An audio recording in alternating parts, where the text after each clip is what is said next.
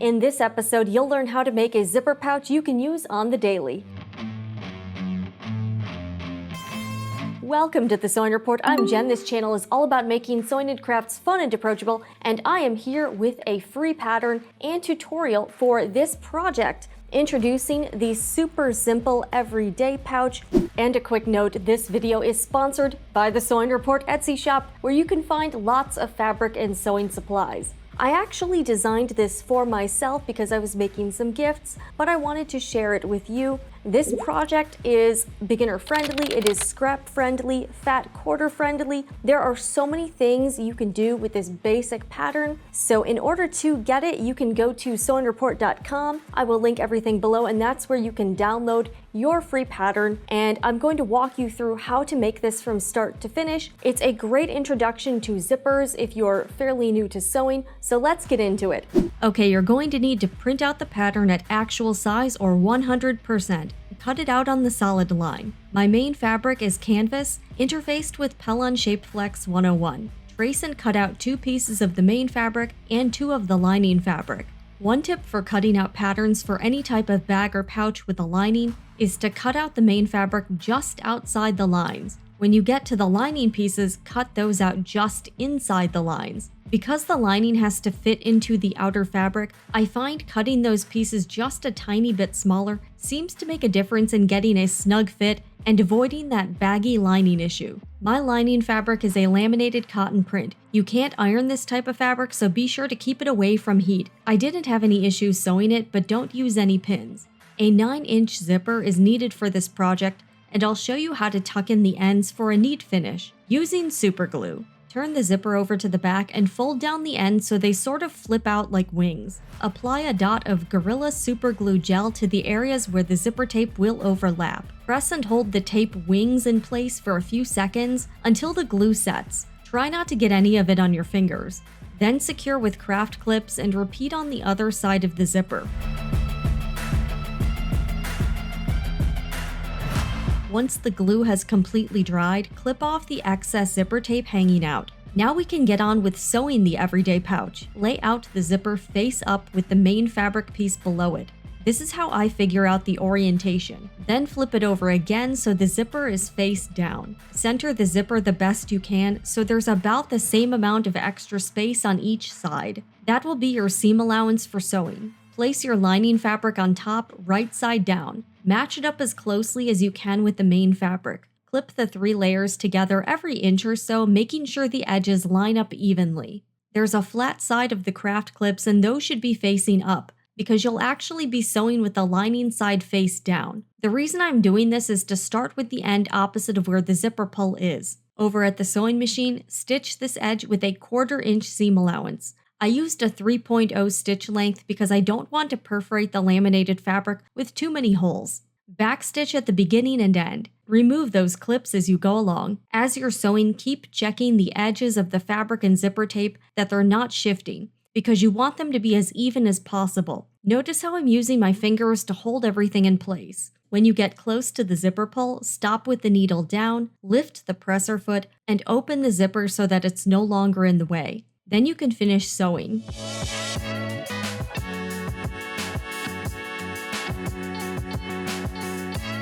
Taking a quick detour to add a custom label to the back lining piece. My placement technique is rather simplistic, but it works. Fold the label in half so it creases. Take the lining piece and fold it down a couple of inches. Then fold it in half the other way. Use those crease lines to center and line up the label. Instead of pins, I use a few dabs of Elmer's washable school glue to temporarily secure the label until it's sewn down. Edge stitch all around the perimeter of the label.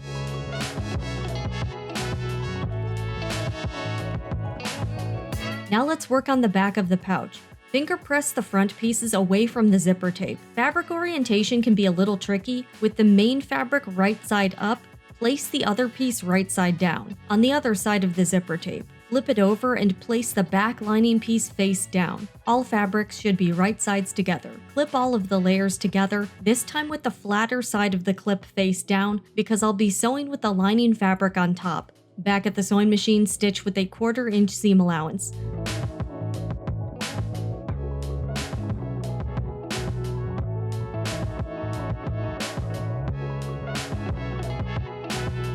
When you approach the zipper pull, you'll have to slide it to the opposite side of the tape again in order to continue sewing.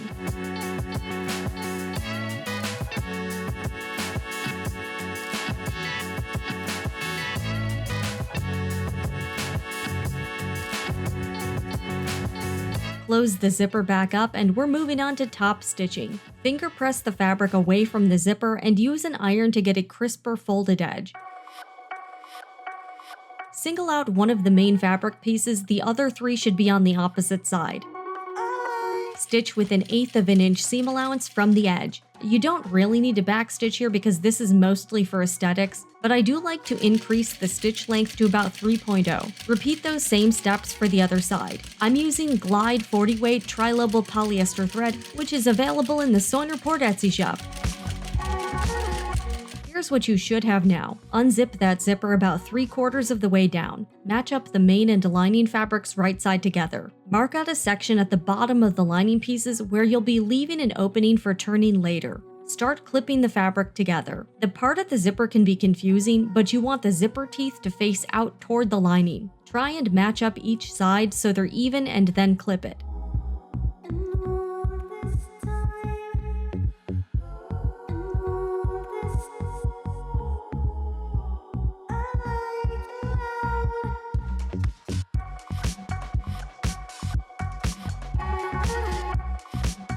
Starting at one of the marks on the lining, stitch all the way around the edges with a 1/4 inch seam allowance. Doing this should allow you to clear the zipper tape entirely. My stitch length here is 2.5, and this is sped up because I had to slow down around the curves and the bulky parts near the zipper. If you have to, reinforce that area more than once, especially if you have a hard time sewing close enough to the zipper tape, which is something I ran into. You definitely want to backstitch at the beginning and end. Don't forget to leave a section open. I also have another video all about sewing curves and corners that you should check out.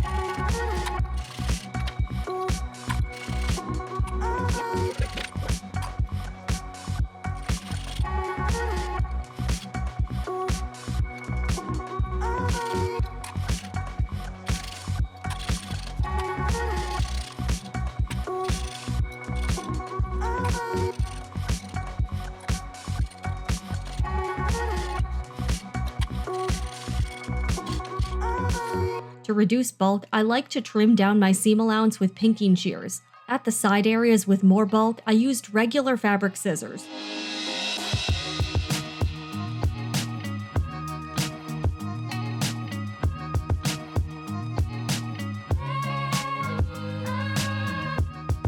Do not cut at the opening for turning. You will need that extra fabric there. Finger press that opening where you would have sewn it. Now it's time to turn the pouch right side out through that opening. Be gentle to the fabric and don't force it.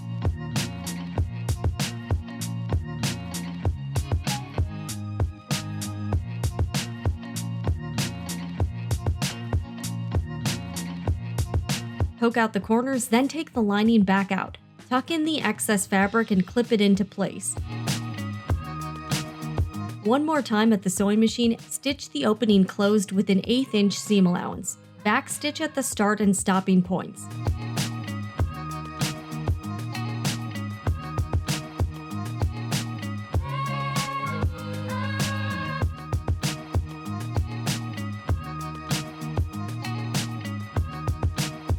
Clip the threads and you have a neatly finished lining. Tuck it back in the pouch and press it into place. Just for an added flair, I quickly made a zipper pull tab with some baby pink ribbon. What can I say? I like things to be cute.